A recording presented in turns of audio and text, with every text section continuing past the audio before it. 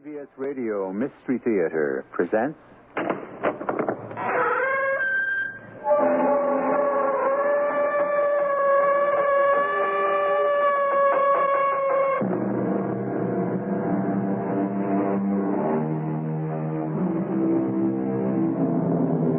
Come in. Welcome.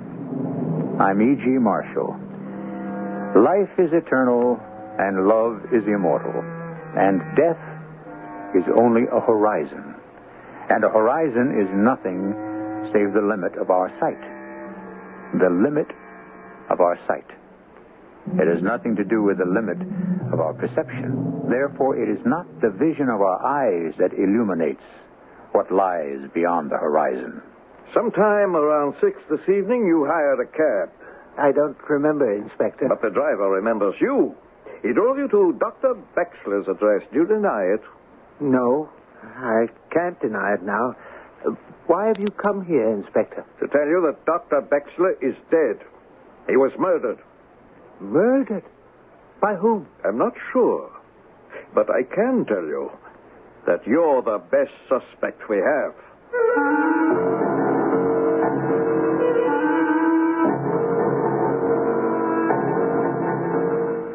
Our mystery drama, Wine, Women, and Murder, was written especially for the Mystery Theater by Sam Dann and stars Robert Dryden. It is sponsored in part by Buick Motor Division and ARM, Allergy Relief Medicine. I'll be back shortly with Act One.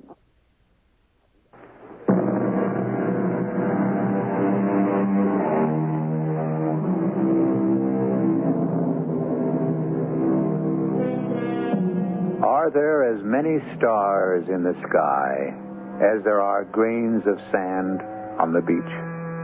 And does it matter? It does to some people, proving that any knowledge, no matter how esoteric, is meaningful to somebody, sometime, somewhere, somehow. Well, no matter what it is, you want to find out. If there's ever been a book published on it, Elias Breckenridge would know all about it. Good morning, Mr. Breckenridge. Oh, good morning, Miss Bexler. I came in because of the sign on your door. Ah, the sign. Well, it says, "Will be closed for holiday." Yes. Well, I'm not aware of any holiday. There's no national one that I know of, even though they've been scrambled about in a most confusing fashion. Yes, that's true. Well, it's my holiday. I shall be away for a week. Oh, you mean a vacation? No, my dear Miss Bexler. A vacation implies a period of freedom from toil. I do not consider my bookshop as an enslavement. Of course. Trust you to put the situation in its true perspective. I am en route to Germany. All the way from California to Germany? In the city of Cologne, or Cologne, as we might say it. Oh? Is there some purpose, some reason for choosing Cologne? Of course. I'm a member of the International Coleridge Society. Coleridge? The poet Samuel Taylor Coleridge. Of course. The ancient mariner. The best known, but perhaps the least of his achievements. Wasn't he English? Oh, yes, most certainly. Quite essentially English. Well, then it would seem to me... that the society should meet in England. Precisely. It requires no great imagination or originality to honor an English poet in England, does it? But why meet to honor him in Germany? Because of the Rhine. The Rhine? The river. Oh. Tell me, Miss Bexler, what is the most serious problem facing society today? Promiscuity? Ecology. Reasonable people may differ. Coleridge was the first of the major poets to be truly concerned with the population of the environment. Is that a fact? On a trip to Germany, he could hardly wait to see the beautiful Rhine of song and story. It almost broke his heart. The Rhine? Yes. On close examination, it was nothing but a poisoned and polluted river. Pity. He therefore wrote the famous poem, Cologne, the theme of which is, "The river Rhine, it is well known, does wash the city of Cologne. But tell me, nymph, what power divine shall henceforth wash the river Rhine. Beautiful. Yes, he was one of the great romantic poets. He is dead almost a century and a half, and yet he speaks of today. You must admit the romantic poets were all promiscuous. And so we meet to honor one who was not only a great poet, but also a pioneer environmentalist. I dare say. It is not enough for a poet to write beautifully. His words must also be meaningful. I'm sure of it. Well, you said you were going to Cologne, and by the sheerest of coincidences, I have some business in, of all places, Cologne. Oh, do you indeed? Yes, I have a cousin in Cologne, a Dr. Karl-Heinz Wechsler. He teaches at the university. Oh, indeed? Yes. His specialty is molecular genetics. Is that a fact? Well, we have an uncle who died. Oh, I'm sorry. He was 95. Well, even so. In Cincinnati, where he left us a house. We agreed to sell it. Ah, I see. You see, we must get the deed to my cousin somehow. And, well, I was thinking... Oh, no, it would be an imposition. What would? Well, since you are going to Cologne... Oh, I should be happy to. Would you? You see, the mails can be so undependable. Oh, but it would be too much trouble. No trouble at all. You could place the deed in his hand. Yes, and he could sign it. Well, that's all he has to do. And then I could bring it back. Oh, I can't help feeling that I'm imposing. Oh, no. Well, if you're sure. I insist. I keep saying what a pity we have so few opportunities to be helpful to one another. What I mean is that we take so few opportunities well, if you're quite sure. My dear Miss Wechsler, I insist.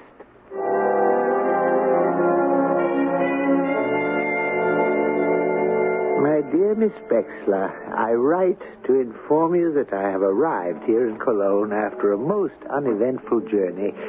I have seen the River Rhine, and unfortunately, Mr. Coleridge was all too truthful. I am about to post this letter to you and then leave my hotel to visit your cousin and tend to your little affair. I have telephoned. I am expected. Sincerely, Elias Breckenridge.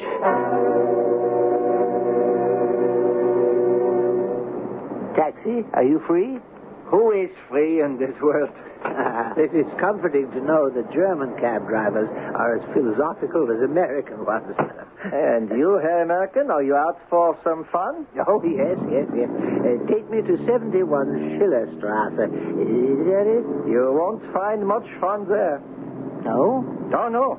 That is where the teachers are. At the university. That's where they live. Ah, then I have the right address. Not for fun. For real fun, I could take you to a... I suppose it all depends on how you define fun, huh? For me, fun means ladies present. Oh, I shall be with some ladies later this evening. I misjudged you, Herr American. We have several female members of the Poetry Society. I was right the first time. But if you should change your mind later on, ask at the taxicab line for Willie Kellner. Very well. I'll remember. No, somehow I do not think you will.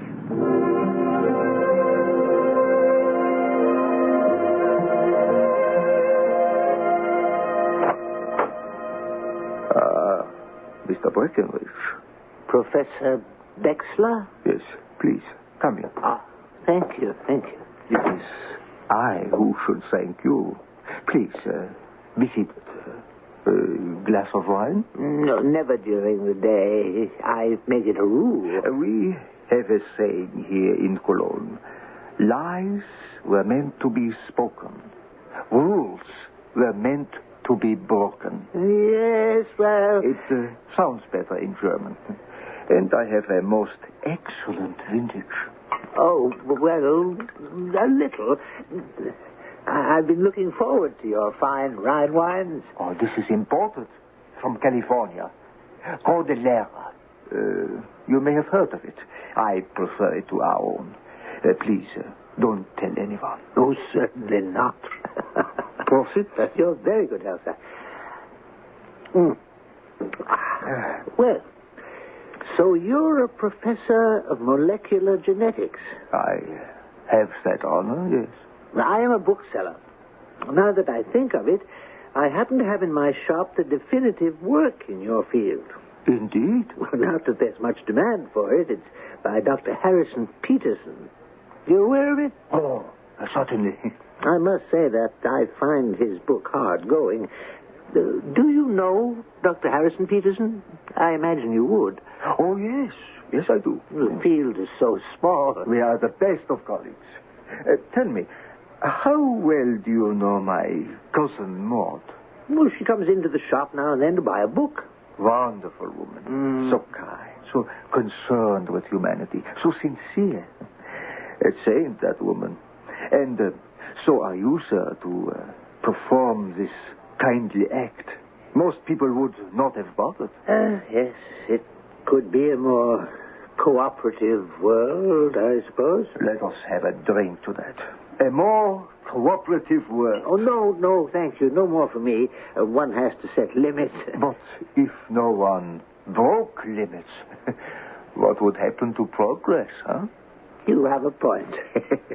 But the Coleridge Society banquet begins early this evening. Then I must not keep you. But now, you know the way. You must come again. Perhaps you could explain Dr. Harrison Peterson's book. Gladly. Well, until next time. Oh, I nearly forgot. The deed. The deed? Oh, yes, of course. The deed. I have it right here in this envelope. Well, thank you again, Herr Breckenridge. And please, visit again soon. Goodbye. Or better, auf Wiedersehen. Well, aren't you going to sign the deed? Of course. I thought if you signed it now, I could take it with me. Well, this is a legal document, and I make it a never-to-be-broken rule. Never to sign any legal document until my attorney has read it. Uh-huh. You may say to yourself, this is a simple, small matter of the deed to a house, and my dearest cousin Maud is a woman of the utmost rectitude. Yet I understand, Professor Wechsler. I hope I do not impress you as an overly suspicious type, Herr Breckenridge. No, certainly not. We have a saying here in Cologne. Make positive before you sign what is yours and what is mine. I understand. It sounds better in German. I dare say. Well, once again, auf Wiedersehen, Professor Wechsler. Leb wohl, Herr Breckenridge.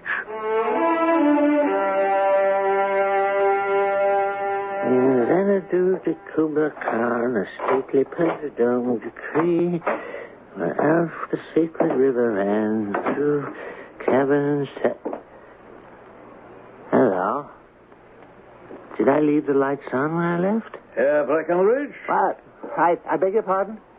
Who are you? My name is Friedrich Schmidt. What you doing in my room? I'm with the Criminal Investigation Section of the German Federated Republic. Oh. Well, what has this got to do with me? Some 5 hours ago, at approximately 6 p.m., you engaged a taxi driven by a Willy Kellner? I'm not sure I remember. But he remembers you. An American gentleman he picked up in front of this hotel.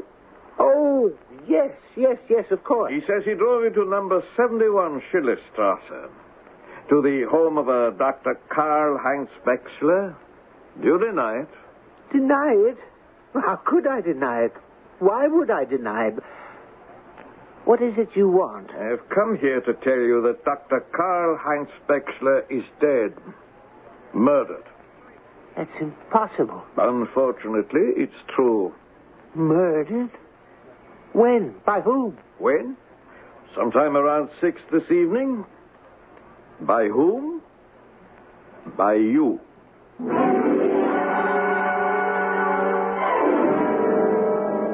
Let's see.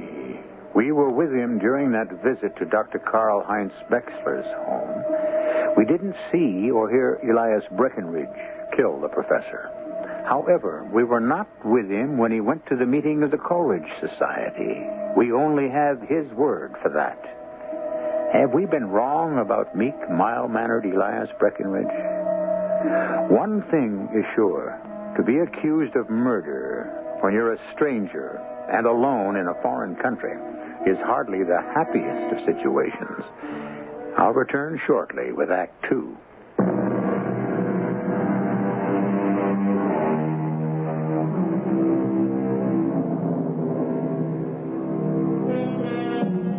The Good Samaritan had compassion, as we are told. However, helping one's neighbor can turn out to be a risky business in the end. And it's no one's fault, really. It's just the way things are. Somehow, so many of us, so often, suffer our greatest losses when we're engaged in someone else's business. A case in point, Mr. Elias Breckenridge. Herr Breckenridge? Why am I being kept here in jail? Are you ready to be reasonable, Herr Breckenridge? About what? You insist on making these foolish denials. Confess that you killed Dr. Bexler. But I didn't. Why did you visit Dr. Bexler? I told you. To deliver a document. What sort of document? A deed to a house in Cincinnati. Where? A city in America located on the Ohio River. And? I brought it to him and left it there. You left this deed with Dr. Bexler? Yes. And then I said goodbye and went on to the banquet. If you left this deed with Dr. Bexler... Now, what do you mean, if? If you left it there, where is it? Where is it? Now, that is my question. At about 6 p.m., you visited Dr. Bexler. At about that time, he was murdered, stabbed to death. Oh, no. I could never You say you left the document. Well, none was found. Therefore, none was left. Therefore, you lied about the deed. In sum, you visited him for another purpose, to murder him. But why would I want to murder Dr. Bexler? Well, that is the question you must answer. We have enough proof to go to trial in a court of law. You mean that I'm to be tried for murder? The only mystery is the motive. Why, Herr Breckenridge? Why? Harold, you can't railroad me. I'm an American citizen. I demand to see the American ambassador. The ambassador? Himself? Well, who do you think he is? He's just a servant of the American people, of whom I happen to be one.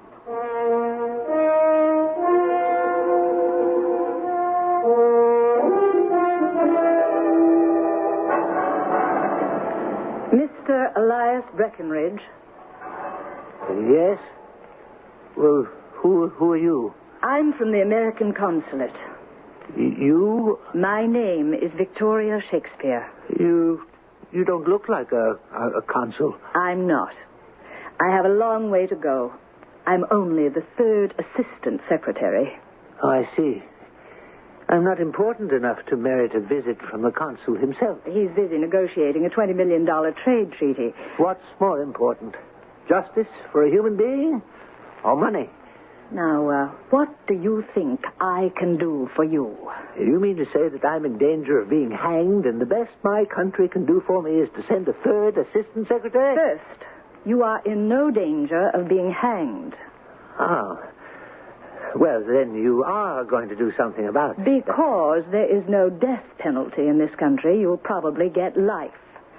Second, I may be a third assistant, but I have prospects of becoming a first assistant. Well, you must do something. What? We've been presented with the facts in the case. Tell me, why did you kill him? But I told... No. What's the use? It's a nightmare. I find myself in prison, accused of murder that I did not commit. I am abandoned by my country. You still haven't answered the question, why did you kill him? I did... All right. You refuse to help me. You insist you went there to deliver a deed. But no deed or document was found. Someone took it. Who? Whoever murdered Dr. Bexler. But you murdered Dr. Bexler.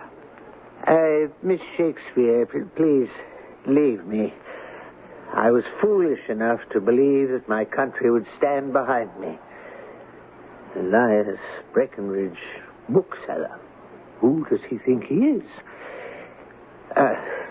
Are you quite finished with me? I have to make a report. Now, you claim you came here to attend an international poetry conference. And I can prove it. A customer of yours back home, a Miss Maud Bexler, asked you to deliver a document to a cousin of hers here in Cologne, a Dr. Karl Heinz Bexler, who teaches at the university. Yes, that's true. You claim you visited Dr. Bexler briefly, left the document with him, and went on to your meeting. That's exactly what happened. Thank you, Mr. Breckenridge. And now that you've got that information, what are you going to do with it? Why, file it. Of course, Mr. Breckenridge. File it.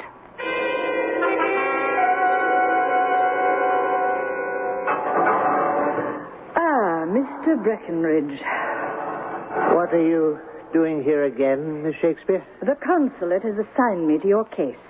Which means what? Which means I have begun an investigation. It's about time. I have been... Why don't you start at the beginning? Start with Miss Maud Bexler, who asked me to deliver the deed. I have already done that. You've already? Yes, Mr. Breckenridge. I telephoned the chief of police back in the States to get a deposition from Miss Maud Bexler. Well, now we're getting somewhere. The transcript was sent here by plane, and it arrived this morning. Now then, Miss Shakespeare, this should get us off to the proper start. It will prove that Miss Maud Bexler asked me to bring the deed to Dr. Karl Heinz Bexler.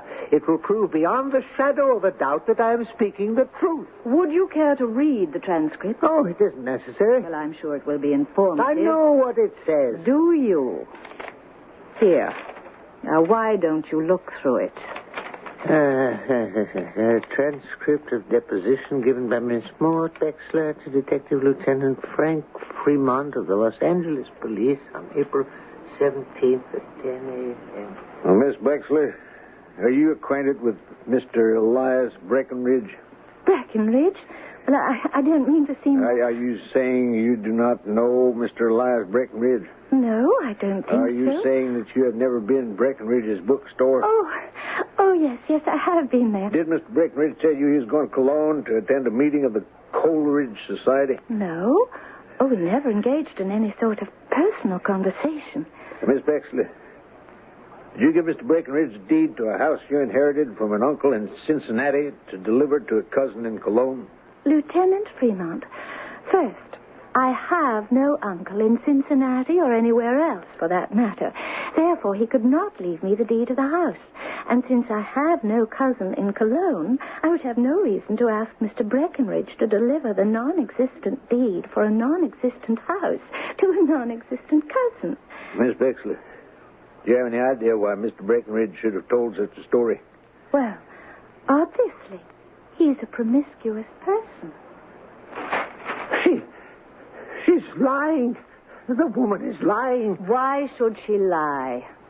Mr. Breckenridge, is it true that you lose money on your bookshop? Who told you? We've been checking some of your friends and acquaintances. You told them. The bookshop does not make a profit. Well, you can't make money if you want to carry books many people won't read. Well, then why carry them? Because they're good books. Deserving books. Who subsidizes your shop, Mr. Breckenridge? Who makes good the loss? Who? Well, I do. But where do you get the money?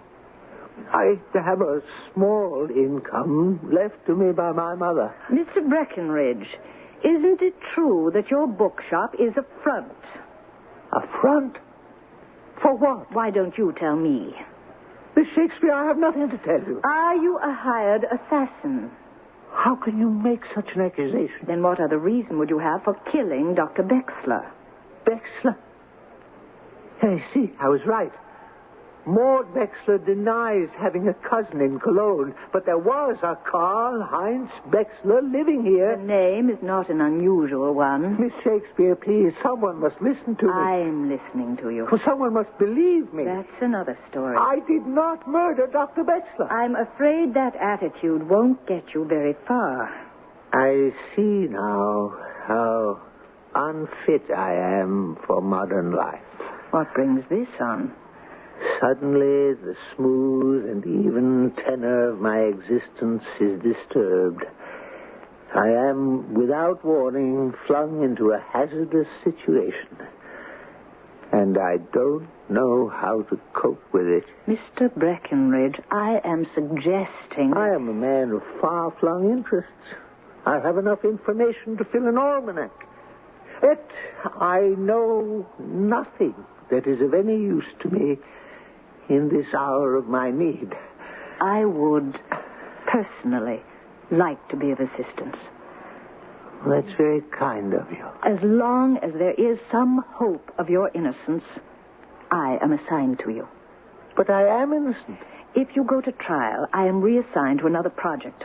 I will have to figure freight rates for the trade deal. It's a most boring task. I can understand that.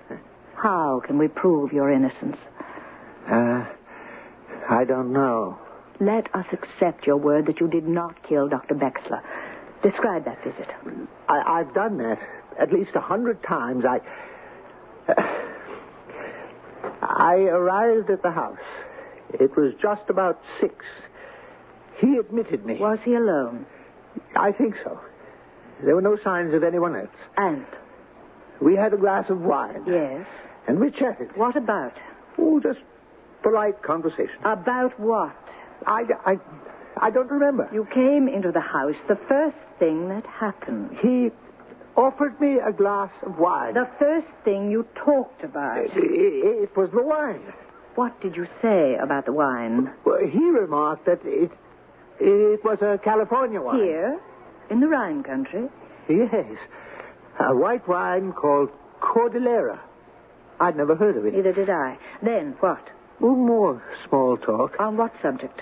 His particular subject, molecular genetics. I happened to remark that in my bookshop I carried the definitive work in the field. Yes. I made a mistake. A mistake? How could I possibly make such a mistake? I never do. What are you talking about, Mr. Breckenridge? Now I know I didn't kill Dr. Bexler. Now I can prove it.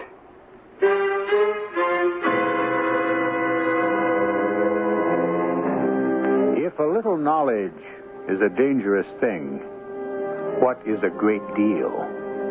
Our friend Elias Breckenridge has come to this Rhenish city of Cologne to enjoy poetry. Instead, he has spent most of his time in prison. Well, there's nothing strange about that. After all, some of the world's greatest poetry was written behind bars. We'll see if we can get him out of there in Act 3.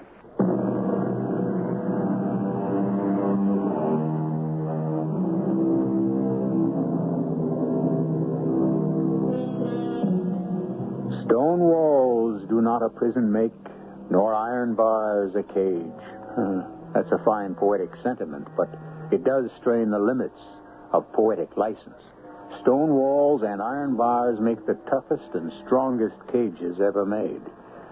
True, they cannot confine the spirit, but they do a great job of holding in the body.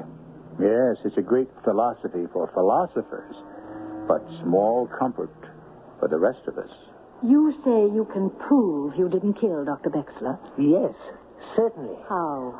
The man who opened the door and admitted me to the house, the man who offered me the glass of wine, the man who chatted with me, and finally the man who took the deed from me, he was not Dr. Karl-Heinz Bexler. He wasn't. You see, I happened to mention that I sold the definitive work in his field, molecular genetics, and I said it was by Dr. Harrison Peterson, and he said he and Dr. Harrison Peterson were the best of colleagues. Well? I never do this. Oh, The author of the studies in molecular genetics is not Dr. Harrison Peterson. It isn't. No. It's Dr. Peterman Harrington. Well, who's Dr. Harrison Peterson? Well, he's the author of Gradation in the Southern Sanskrit Dialects, a completely different field. Now, why did I get the two mixed up? Surely, if it were the real Dr. Bexler, he would have known the difference. Wait. Yes. I am accused of killing Dr. Bexler. What did he look like?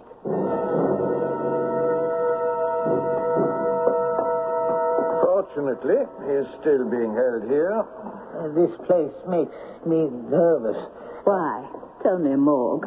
We shall soon see. Thank you for your cooperation, Inspector Schmidt. Johann, slide open number 32, is it? Dr. Karl Heinz Bexler. Well, Herr Breckenridge? No. No, he's not Dr. Bexler. But he is. He's not the Dr. Bexler I spoke to. What did that man look like?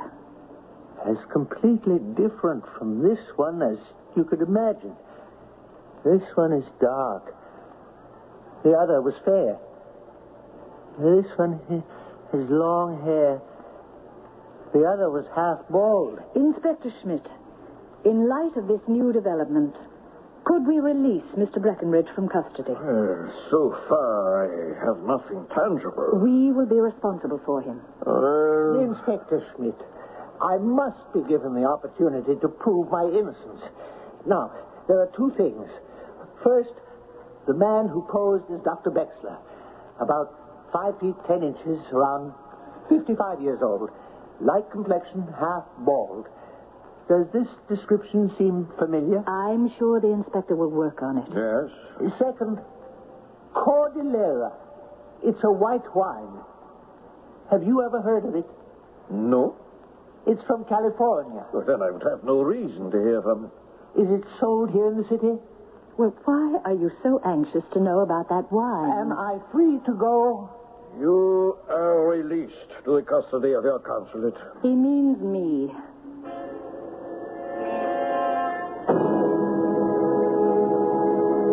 But why did you want to come back here, to Dr. Bexler's place? To look at this wine bottle. What fascinates you about that wine? It's a very small winery in the Napa Valley. I'm sure they don't export. But what's the difference? How did this bottle get here? Someone had to bring it from America. When do they deliver the mail? Oh, about 2 o'clock. It's just about an hour from now. Let's wait.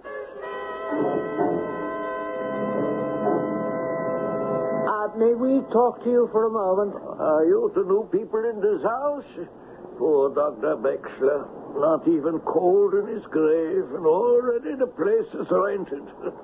Well, life must go on. Dr. Bexler, did he get a great deal of mail? Yeah, no. Did he get much mail from America? America, huh? Well, sometimes I would ask him for the stamps for my sister's little boy. Yes, but did he get any packages from America? Packages? Oh, yes. Maybe once a month. Some bottles of wine. Wine? Are you sure? Oh, yeah. Sometimes he will offer me a glass. Wine that came from a bottle like this? Oh, yeah. It's not bad for an American wine. Thank you. Thank you very much, sir.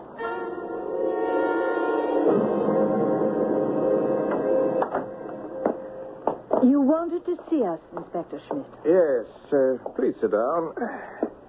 I have good news for Herr Breckenridge.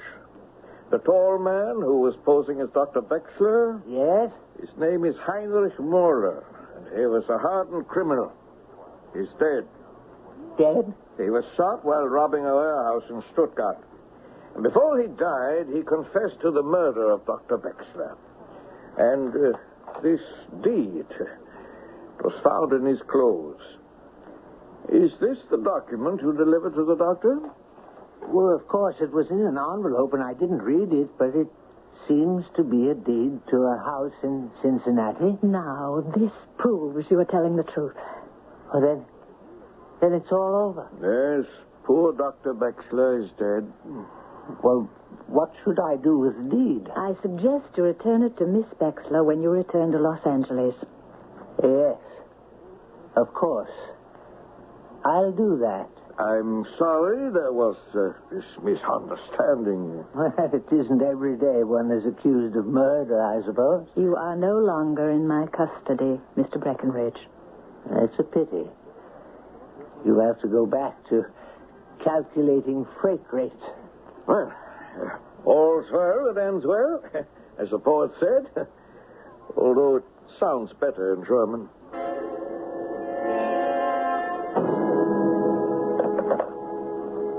I would like to make a transatlantic call, please.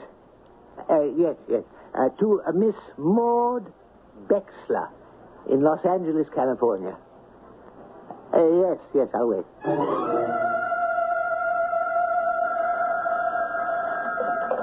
Hello? Yes, this is Mr. Breckenridge.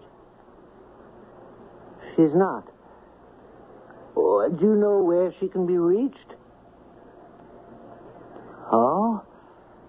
She's en route to Germany. Where?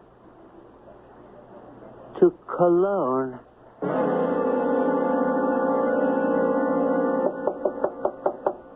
Just a minute.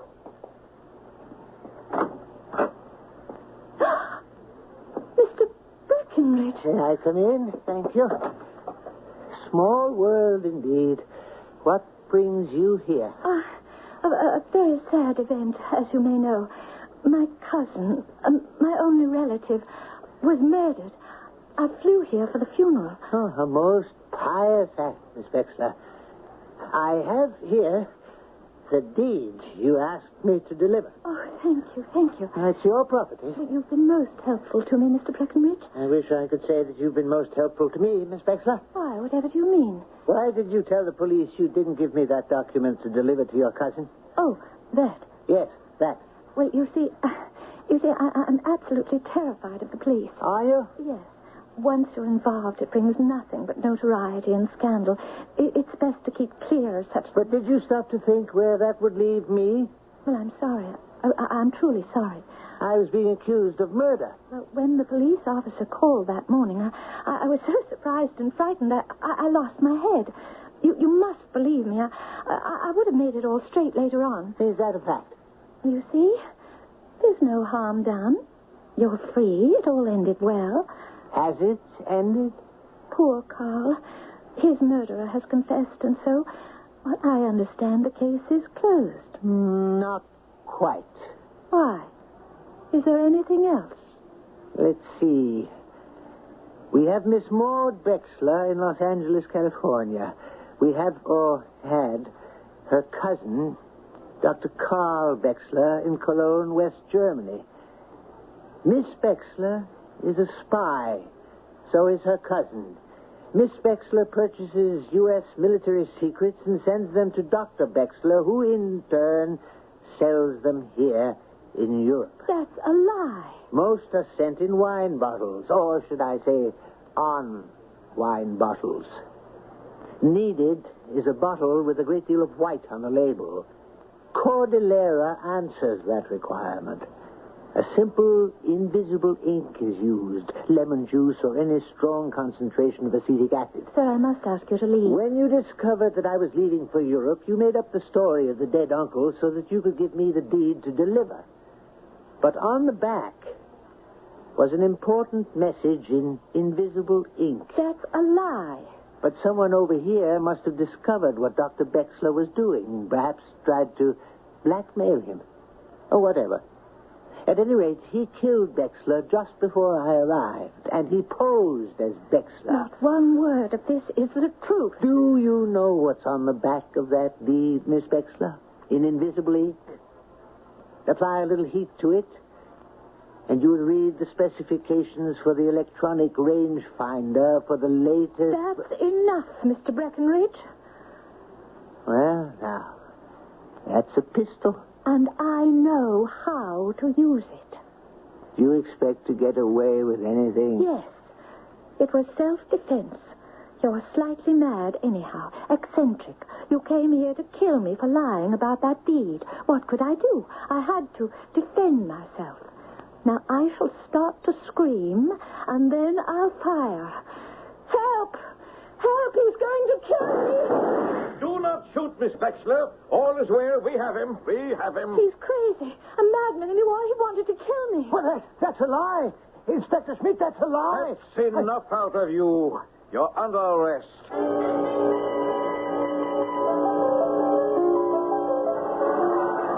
Well, you certainly fouled things up. That woman tried to kill me. She's a spy. We know she's a spy. You know? We've been feeding her the wrong information for years. Dr. Bexler's been selling it. I suppose it caught up with him. A professional assassin was hired to take care of him, just as you arrived. Then you knew about her all along? We had to get you out from under. Why did you have to try to solve it? Miss Bexler is very valuable to us as a source of misinformation for the enemy. Now she'll have to leave all of her contacts on the West Coast and move somewhere else. Or I could move somewhere else. Really? Where? I could open a bookstore here in Cologne. I understand it takes years to build up a trade. I understand it takes years to become a first secretary at the consulate. It's not so bad waiting, if you have company.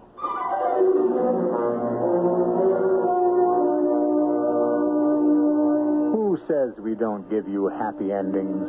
Here's a story that ended happily for all of the principals. For Elias Breckenridge and Victoria Shakespeare, of course. Certainly for Maud Wexler, who is continuing her career as an enemy spy, but working unconsciously for our side. I shall return with another happy thought in just a few moments.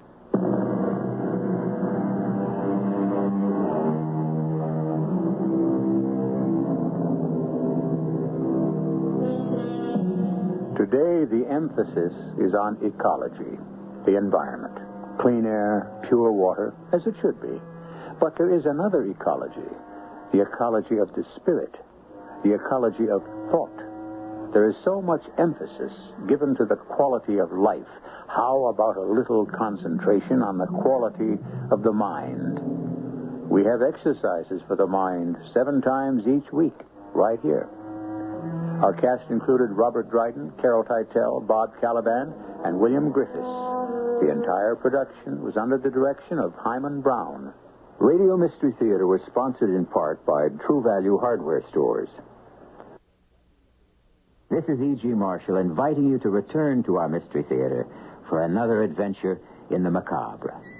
Until next time, pleasant dreams.